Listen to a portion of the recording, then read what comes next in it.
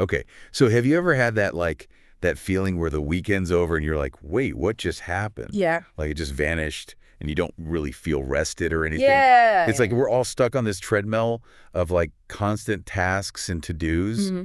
and it just never ends. It really doesn't. So today we're going to dive into this article from Rich Woman magazine called Feeling Good and Happy Every Day, The Luxury of Time. Oh, interesting. Yeah, and it kind of talks about like how to actually step off that treadmill and actually experience time differently. Okay, I like that. Yeah, so get this. This article, it actually features this woman who decided to like totally disconnect. Wow. No emails, no phone, nothing. Just pure, unadulterated time for herself. She even has these things that she calls time sanctuaries. Time sanctuaries. I like that. I know, right? It sounds amazing. Yeah, it does. So, I mean, we're constantly bombarded with these messages about being productive and optimizing every second of our day. Oh, yeah. Always on, always hustling. Right. But this whole idea of time luxury, it's kind of like the opposite of that. Yeah, it really is. It's like pushing back against that always on mentality. Exactly. And asking like, what if we actually slowed down? Yeah. What if we actually enjoyed the moment? Exactly. So the article starts off, the author's like in full-on crisis mode, right? Oh. Yeah, she's spilled coffee on herself. She's got a deadline looming. Her phone's blowing up. Sound familiar? Oh, yeah. I've been there. Right. But then she sees this woman at the coffee shop who's just like completely at ease, just enjoying her morning. It's like such a stark contrast to her own like frantic state. It's like she's seeing a different reality, a different way of being. Yeah, exactly. And it kind of makes you question, like, am I doing this all wrong? Totally. And that's what kind of sets her off on this whole journey. Right. So this encounter, it makes her realize that she's stuck in this like cycle of what she calls toxic time. Oh, toxic time. I've heard of that. Right. Like she's constantly like trading time, optimizing time, squeezing every last drop out of it. Yeah, but never actually enjoying it. Right. Never actually living in the moment. I mean, I know I've definitely been there, like my calendar's packed, but I'm not truly present for any of it. It's exhausting.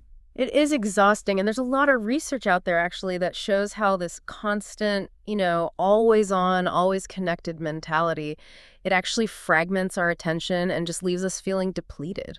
So what's the solution then? Is it like mindfulness? Well, yeah, mindfulness is often talked about as being like the antidote to this. Okay. But even the word mindfulness, it can sound kind of intimidating. I know, right? Like, do I have to sit on a mountaintop and meditate for hours to experience this? No, not at all. I mean, at its core, mindfulness is really about being present in everyday moments. Okay. Noticing things like the taste of your food, Oh, okay. or the way the sun feels on your skin, or just the sounds around you. Right. These small acts of awareness can actually really shift how we experience time. Okay, that's actually really interesting. But so in this article, the author, she decides to take this like a step further. Okay, how so? She decides to clear her entire calendar for a week. Wow. No work, no commitments, nothing. Just time.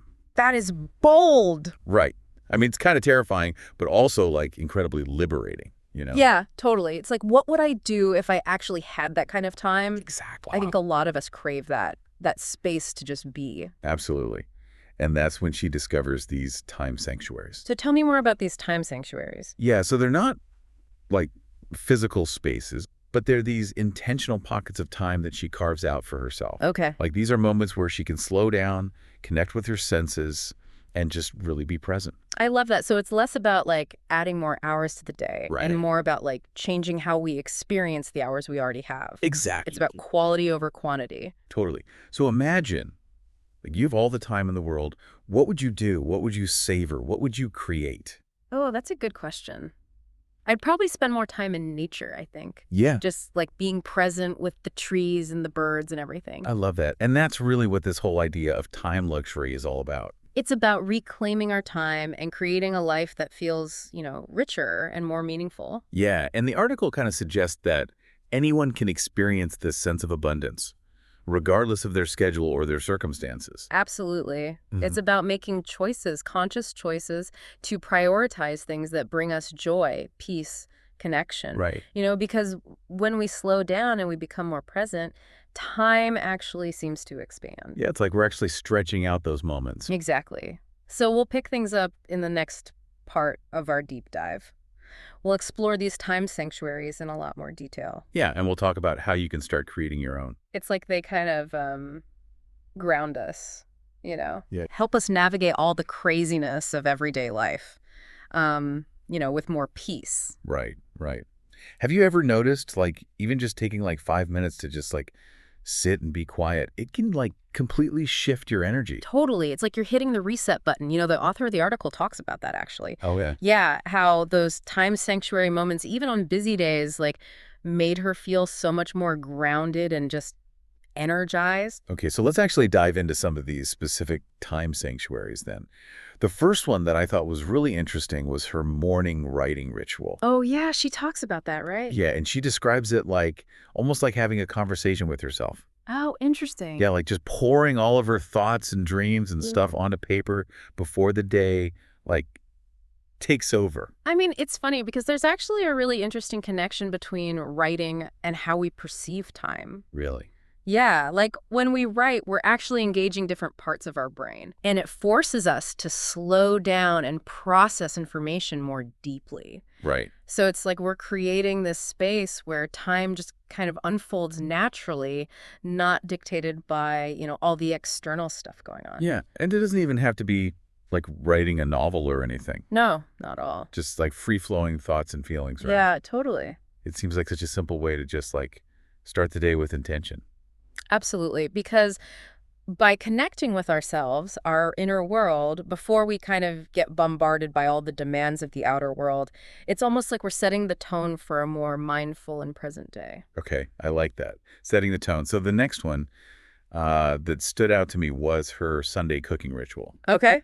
Yeah. So she used to see it as like this frantic chore, Right, right. but then she turned it into this like slow and really sensory experience. It makes me think about those like slow motion cooking videos that you see everywhere online now. Oh, yeah, yeah. And it's like, there's something really mesmerizing about seeing each step of the process, the textures, the smells. Yeah. It really just kind of draws you in, and you can't help but slow down and appreciate like the simplicity of it. Right. And she doesn't even just talk about the food itself, but also about like tuning into the sounds of her kitchen. Oh, wow. Like the sizzling of the onions and the chopping, even the humming of the refrigerator. It's about being present with all of your senses. It's a form of meditation, really. Right.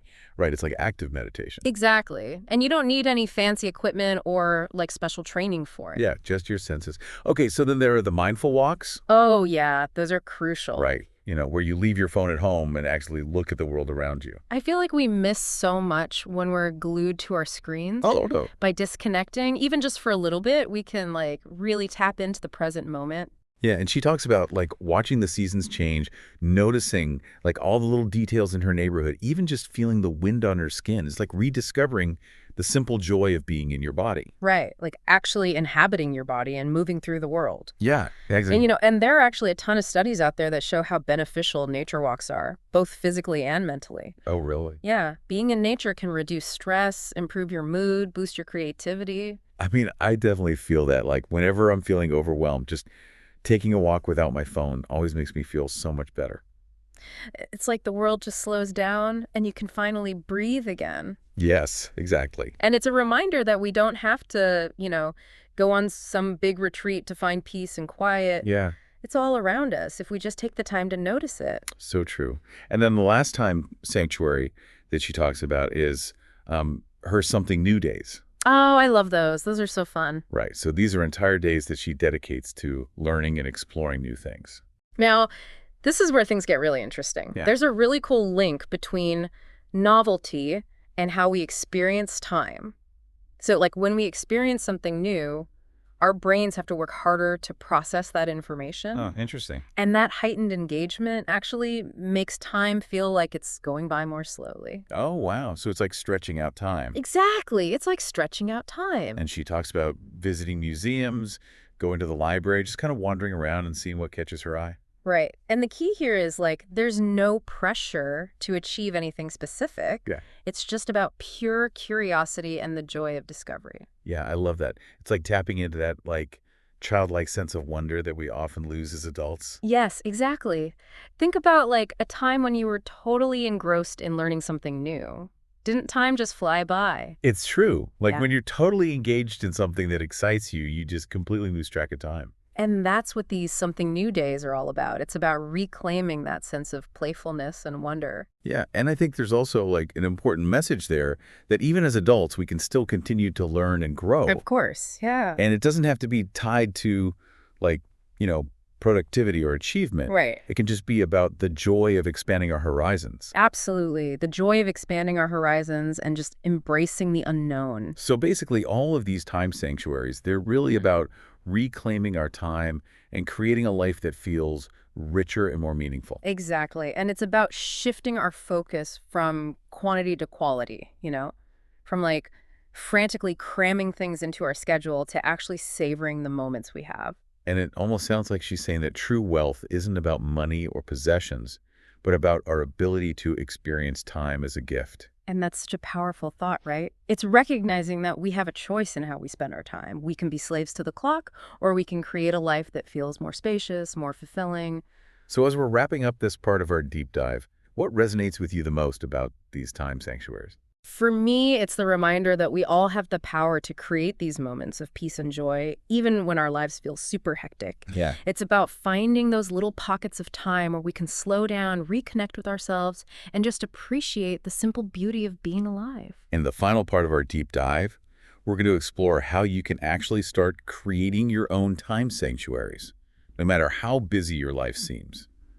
It's funny. I was just thinking about something you said earlier. Like, it's not about getting rid of all the busyness in our lives, right? Right, exactly. Because life is busy. Life is busy. It's really about finding that balance. Yeah, it's like weaving those moments of time luxury into, the everyday chaos. It's not about escaping. It's about enriching. Okay, so how do we actually do that? Yeah. How do we create these time sanctuaries when we have deadlines and errands and just Yeah. like a million things on our to-do list? Well, I think it starts with how we think about time. Okay. Instead of viewing it as this thing that we have to manage, Right. what if we saw it as something we get to experience?